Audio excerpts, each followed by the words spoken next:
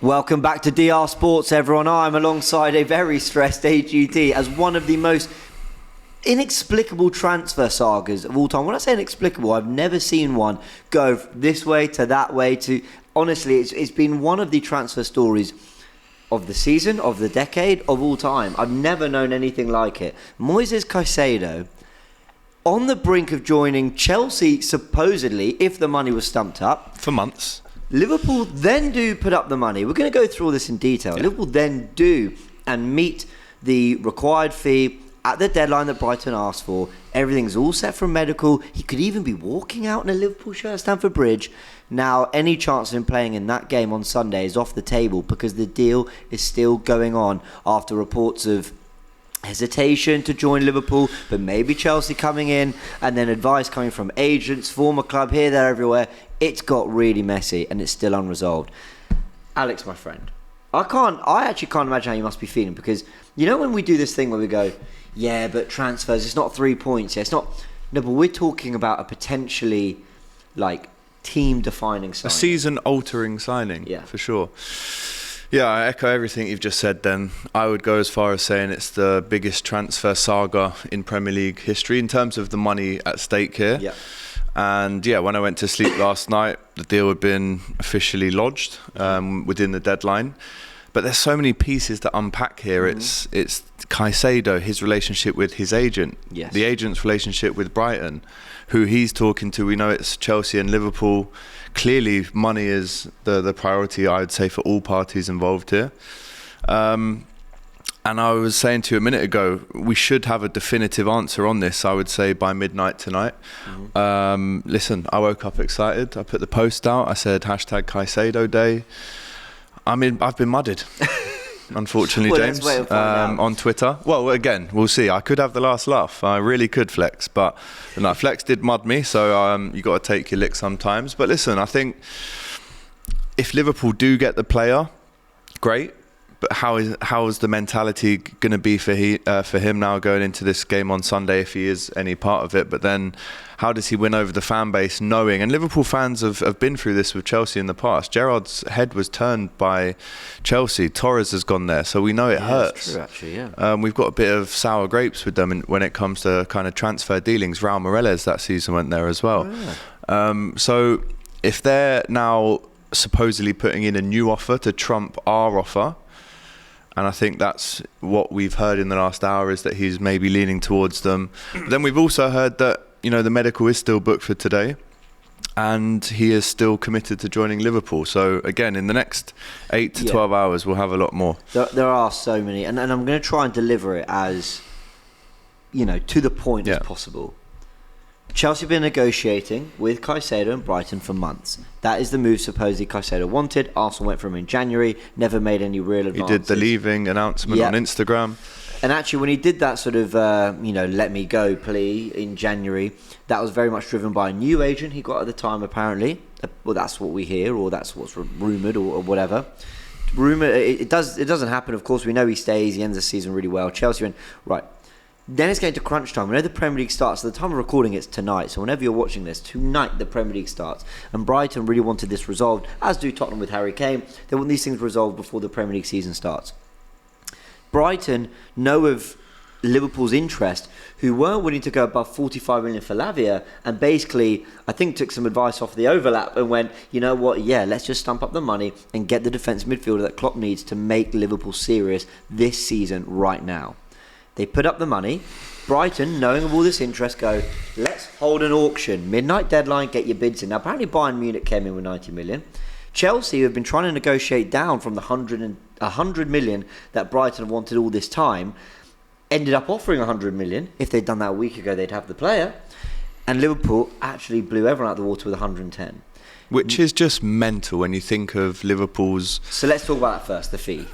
It is crazy. It's mental. My club spent 105 million on Rice. I also think that's a little crazy. I like to think, I'm not comparing the two players, but I like to think Euros final, World Cup quarter final, England international, 4 or 5 years as a Premier League regular. I feel like there's more weight to that fee. 100%, yeah. But that doesn't mean that Caicedo isn't going to be worth that or isn't worth that. But it's a lot of money again. Yeah, Tony Bloom, the agent, the club in Ecuador that he actually gets gives them a massive cut of this deal as well. They're all rubbing their hands right now. They can't believe that this auction is happening in front of their eyes. Neither can the fans. But Brighton, their perspective on things now is we've almost forgotten about him.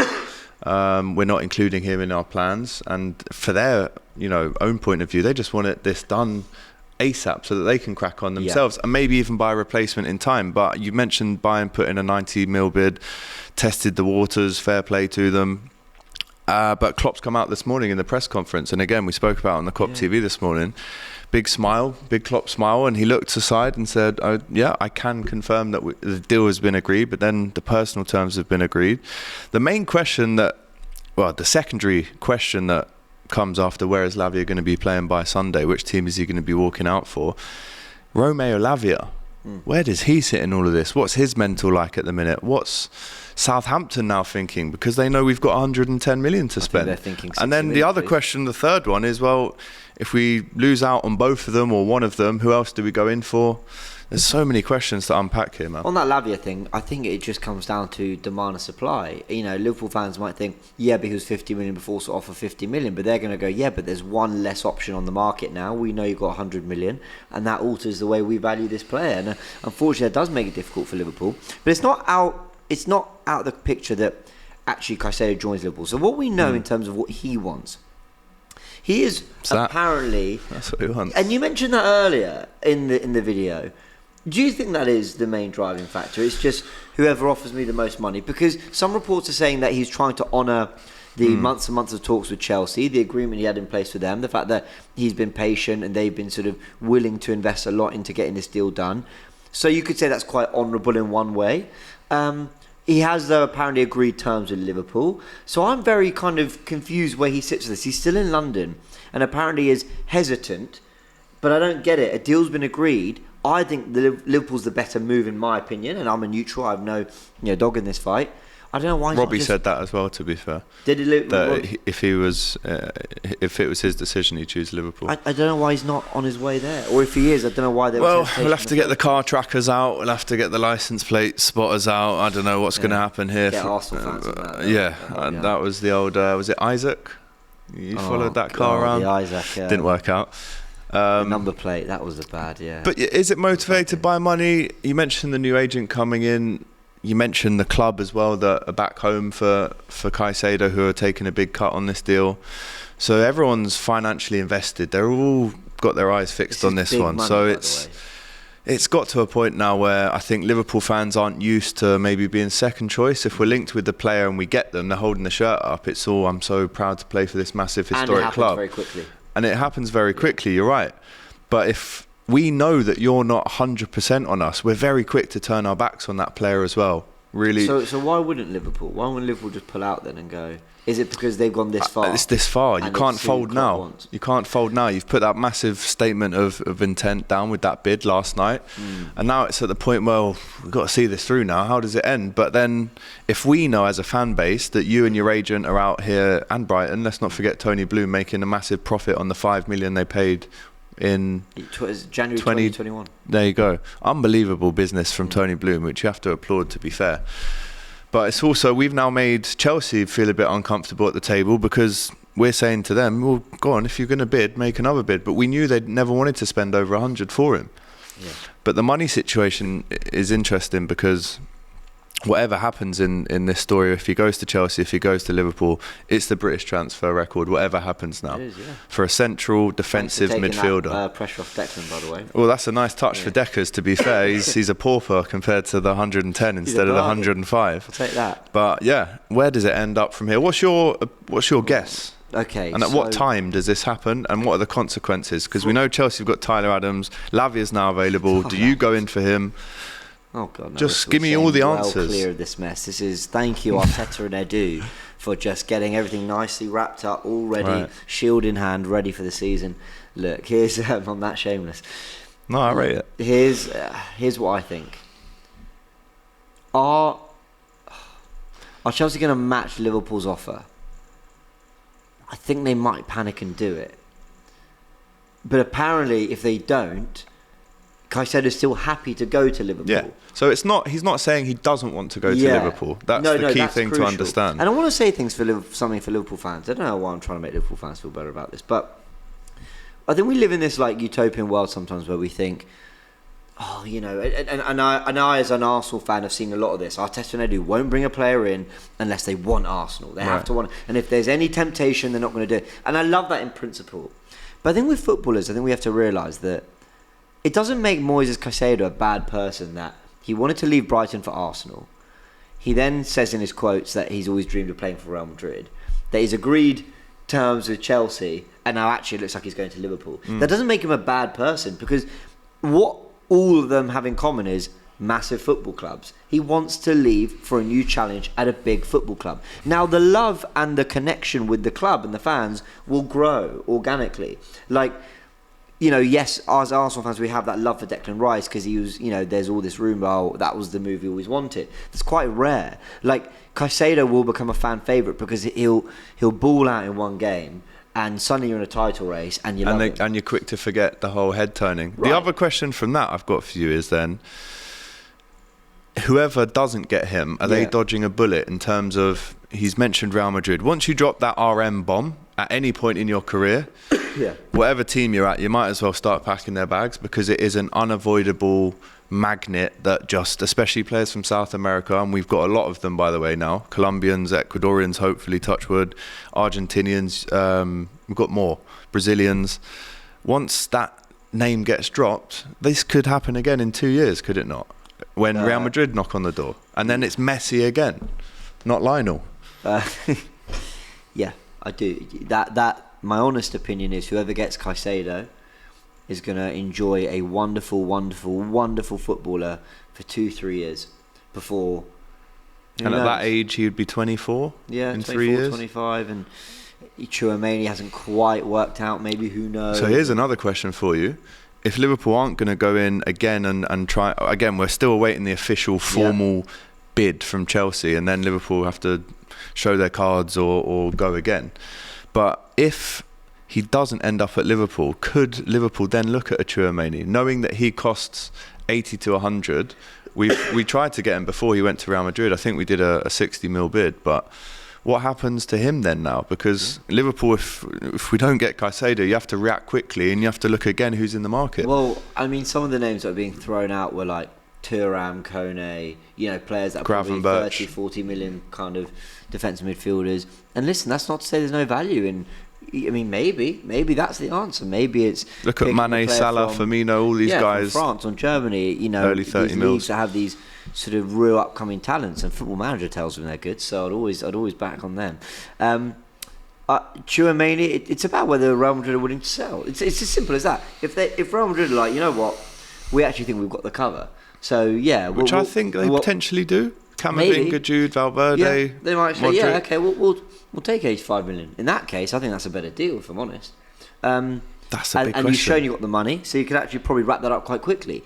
But I'm not sure he's going to become available because they only got him a year ago. And the thing with Real Madrid is, I think they always want to give players at least 2-3 years before they start to sort of, even with Odegaard, all the loans. Even Hazard got 3 or 4 years, didn't he? Yeah, have injury problems. He might retire, by the way. Apparently he's maybe retiring. So I don't see Tchouaméni being available this summer, if I'm honest. I actually think there might be a real battle from next summer. So what does Southampton do now? If Liverpool go knock on Southampton again, there, lads. See what they're up to. They'll ask for 60. Yeah. Just to say you took the mickey there. Did you 10 mil? The price ain't the same. Did you see that Ajax report about Mohamed Kudus? Yeah.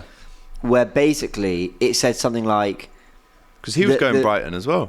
He was going to Brighton and he didn't agree on it. He hadn't made his mind up. And they said, well, the deadline's passed. Like, the deadline for this fee that we agreed has passed. It's not indefinitely accepted. It's the agreement is sort of passed. These aren't Ajax's words. These are reports saying that the deadline's passed, and so now it's going to cost more to get him because the cost to Ajax is greater. It's going to be harder for them to find a replacement. Yep. They're waiting on the funds. It's all true. And they're going to, it causes uncertainty the closer they get to the season. So the price changes, and I think that might be true of Southampton and Lavia. They might go, well, you know what? You've shown your hand how much money you got. We're even further into the season. Of course, Southampton's season started. Time's ticking. Yeah, and it's not great for Southampton to be up. What are we waiting for Chelsea? We're taking that bid seriously, or are we taking this bid seriously? But you're actually both looking over there. It's going to cost you more. I just think that is just the nature of the market, and unfortunately, It's a volatile if you market. don't get Caicedo, you've left yourself in a slightly sticky situation. You'll get someone. There's no way but we it's don't sticky. walk away from the table without anything now. Oh, you that would have to be get there would be defensive riots if we Yeah. You didn't have to sign get anyone now. So we will get someone. I'm sure of it. We have to now. Yeah. And it was, you know what? No, you're right. It's a good plan. Nah, you're good. We've got the real Mo at our club. Don't worry about that. The real King of Egypt. It's a shame, you know, because last night in Liverpool at the Olympia, shout out to Keo and Boss Night Productions. They were doing Liverpool songs on the stage. This a beautiful old event, like venue. Alison comes out singing "LA LA LA" on the guitar, wearing the new third kit which we launched last night. Nice. Sobersly's there in the crowd, giving it all that. And then an hour after that, we're getting Caicedo. Oh my God! And then to this today. So again, this ride is not over. And if you think, I'm going to ask you, who's in the mud come tomorrow morning, myself or Flex? Be honest. Well, Flex is a United fan and he's involved in this. Basically, what you're asking me is where do I think he ends up? Or is me or Matisse? Who's in the mud? That's a better question. I think I'm 51-49. He ends up at Liverpool. So Matisse will be in the mud. I think maybe. And if whoever gets him, parade him on Sunday, Liverpool can't. Obviously, it's not our ground. You just get fucking booed. But Imagine. Can I tell you why I think that? go on. Everyone keeps saying that, like, his preference is slightly Chelsea and he wants to honour that or whatever. But they've had all of Yeah. the last 16 hours to match that Liverpool bid. And as far as we're aware at the time of recording, There's they been no haven't. formal Right. bid. Right. So what are they doing? Just going, no, we can match And he's it. going, listen, you're Yeah, but messing me are you? around, Are mate. you going to? You've been saying this for months. You know, it's like... I also don't think... I'm not for one second saying Chelsea have FFP problems. I have no idea what their financial situation is. But they have severely underperformed in the last year and had a £600 million outlay. I'm not sure getting to 110 million like they did for Enzo, 100 and whatever, is as easy. Yeah. So It's a bit Yeah. like, just to give you guys an analogy at home. So imagine you've got a girl coming around, you're all excited, you spruce up, get a nice trim, put your finest trainers on, you know, a bit of crease release on the sofa, get the candles going, and then you check your phone and she texts you saying, oh, you're going to hate me. And you go, what? I've just been getting ready for 3 hours. What do you mean? Oh, I can't come, tired, or I fell asleep. It's a bit like that. You'd be fuming. you've done all, And that's Chelsea right now. You're trying to, all that work grafting for Chelsea. For what? But listen, I'm with you. I'm 51-49. To Liverpool. Yeah. I'm 51-49. We just basically need to know where that car is right now. If Is it's he still in going up London? the M6... Is he still in London? I don't know. How do we track that information? Can I say something from a neutral perspective? If you're a neutral watching this, Not in an Arsenal, illegal way. Man United fan, I didn't even hear that. I said, how do we track where he is? If you're an Arsenal fan, Man United fan, City fan watching all this, may I say, what a day of drama. Thank you. Well done to Liverpool and Chelsea. Yeah, well cheers. done to Tottenham and Harry Kane and Bayern Munich. You've all played your What a part in day. what has been an amazing couple of days of transfer. guess what, news. Jay? I've loved it. Season starts tonight as well. As if it couldn't And get then any the better. actual football begins. Bosh. Well, So football go has on. been... There have been EFL games going on, James. You said real football is back, did you then? Or Well, the football? Or? we won the Community Shield. Exactly. You know. So- And by real football, I mean the football on the pitch, not Right. the transfer stuff. Oh, sure. Yeah, no, I'm I a thought big you fan. were... I'm a big fan of the Championship. Yeah, big Yeah. up. Go follow the Championship. And the Premier League Well, is actually, back. we will be following the Championship tomorrow on Saturday Football Show. There you go. First one in the new season. Myself, Fuad, we got Tom and Nick Francis as well. It's going to be a belter. That's a Join great us lineup. from 2:30 to 5. Enjoy it. I even forgot when it starts. It's been that long. As you can see, we tried to make sense of this saga. I think we're all torn. I don't think we know what's going on. There's so many different reports. Let us know in the comment section below what you think is going to happen. And of course, if anything does happen, We'll have that as well. we'll be on it. Yeah. Good luck. It's going to be bad. See you in a bit. Hello, Moises. You're out. All right, let's go. We're 50. It's 100% Liverpool.